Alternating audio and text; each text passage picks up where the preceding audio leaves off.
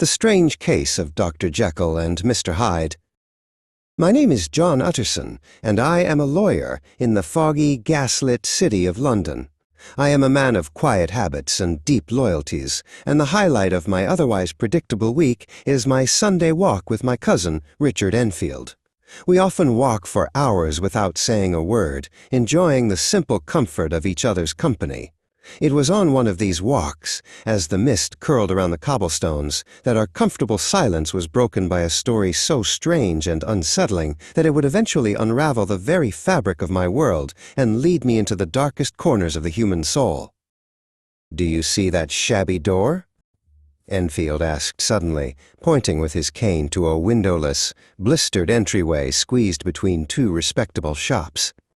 It looked neglected and out of place. I have a strange story about that door. One black winter morning, I saw a man run over a little girl right there. He was a small, cruel-looking fellow, and he trampled her calmly, leaving her screaming on the ground. It was a hellish sight. He was like some damned juggernaut, not even pausing for a moment. Enfield continued, his voice low. An angry crowd gathered, myself included. We cornered the man, and I have never seen a group of people so filled with hate. To avoid a scene, the man offered to pay the girl's family. He unlocked that very door with a key and returned with £10 in gold and a check. The oddest part was the signature on the check. It was not his own, but that of a man famous for his good works and respected throughout London, Dr. Henry Jekyll. A chill went down my spine. That door, I knew, was the back entrance to the laboratory of my dear friend and client, the esteemed Dr. Jekyll. The story was deeply disturbing, and I could not shake it. That night, I unlocked my safe and pulled out the will Dr. Jekyll had entrusted to me. It contained a shocking and unusual clause. In the event of Dr. Jekyll's death or disappearance for a period longer than 3 months, his entire fortune was to pass into the hands of a Mr. Edward Hyde. I became obsessed with the mystery. Who was this Mr. Hyde, who trampled a child, had a key to my friend's house, and stood to inherit his fortune? Was Jekyll being blackmailed for some past sin? I had to know more. I had to see the man's face for myself. I began to haunt that dreary street, waiting and watching the mysterious door in the rain and fog, determined to meet the man who held such a strange power over my friend. At last, one night, I heard footsteps. A small, pale man approached. "Are you Mr. Hyde?" I asked, stepping into his path. He shrank back with a savage hiss of indrawn breath. When I looked at him, I felt a shudder of pure, unadulterated loathing. It was not just that he was ugly. There was something profoundly wrong with his face, a feeling of deformity and evil that I could not quite name but felt deep in my bones. He gave me his address and then vanished into the fog. I went at once to see Dr. Jekyll. He was a large, handsome, and warm-hearted man, the very picture of a respectable gentleman. His home was bright and welcoming, but when I told him of my concerns about Hyde, a sick, pale look came over his face, and his eyes grew dark. "I can be rid of Hyde the moment I choose," he insisted, his voice strained. He begged me to let the matter rest and to promise that I would look after Hyde's rights if anything ever happened to him. A year passed, and the matter faded from my mind. Then, one night, a terrible crime shocked all of London. A maid, looking out her window on a moonlit night, saw Mr. Hyde in a fit of rage, brutally beating a kindly, white-haired old gentleman to death with a heavy walking cane. Hyde struck with what she called ape-like fury, and the sound of the blows echoed in the silent street. The victim was the respected Sir Danvers Carew, a member of Parliament. The police found a letter addressed to me in the victim's pocket. They took me to the scene of the crime, where I identified the body of the unfortunate Sir Danvers. I also identified the murder weapon. It was the broken half of a handsome cane I myself had given to Henry Jekyll as a gift years before. The connection was undeniable and horrifying. My friend's reputation, and perhaps his very life, were now in grave danger. I led the police to Hyde's address in the seedy neighborhood of Soho. His rooms had been ransacked, as if he had fled in a hurry. Papers had been burned in the fireplace, and clothes were strewn about. Behind the hearth, they found the other half of the murder weapon and the ashes of a burned checkbook. But of Edward Hyde there was no sign.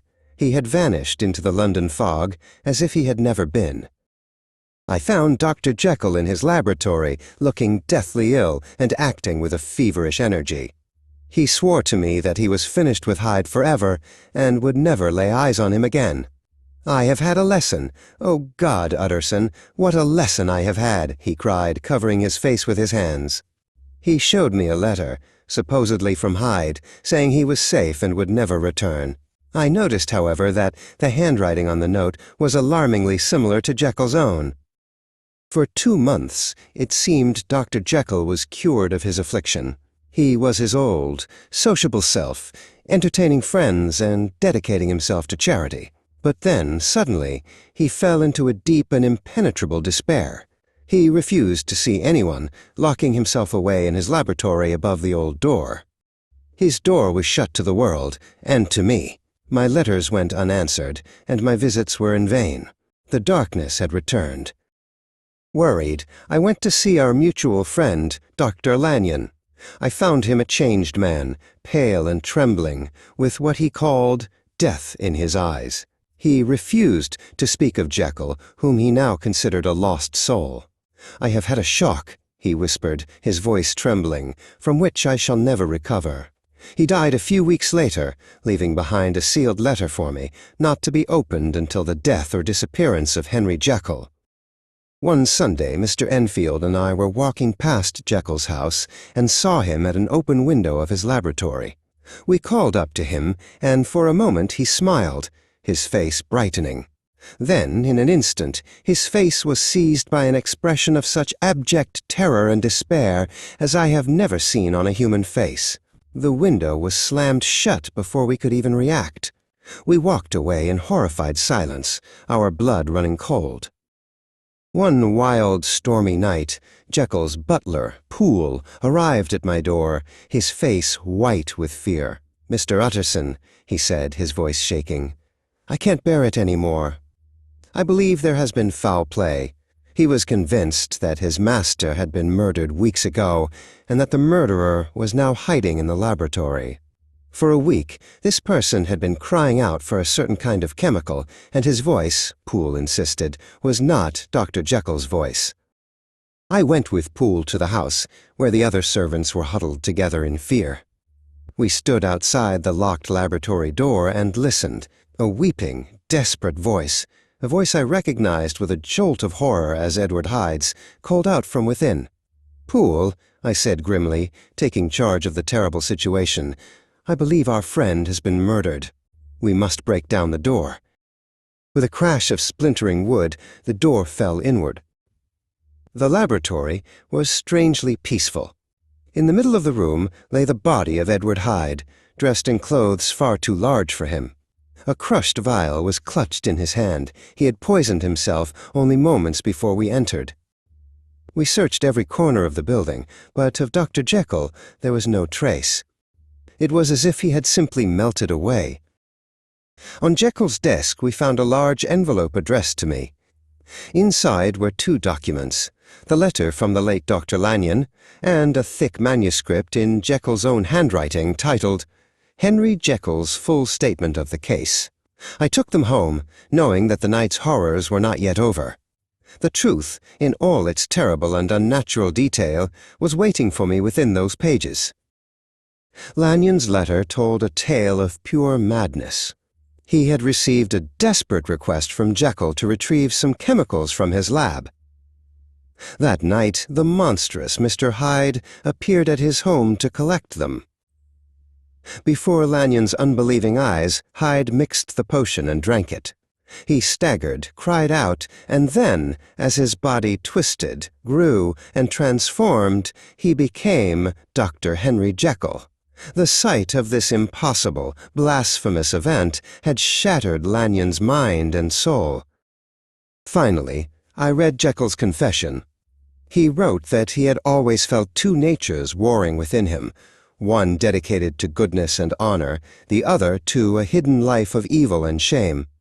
Using his scientific genius, he created a potion that could physically separate these two sides, freeing his evil half to walk the earth as Edward Hyde. He hoped to indulge his dark side without consequence, while leaving the good Dr. Jekyll's reputation untouched. At first, the freedom was glorious. As Hyde, he could indulge his darkest impulses without staining Dr. Jekyll's good name.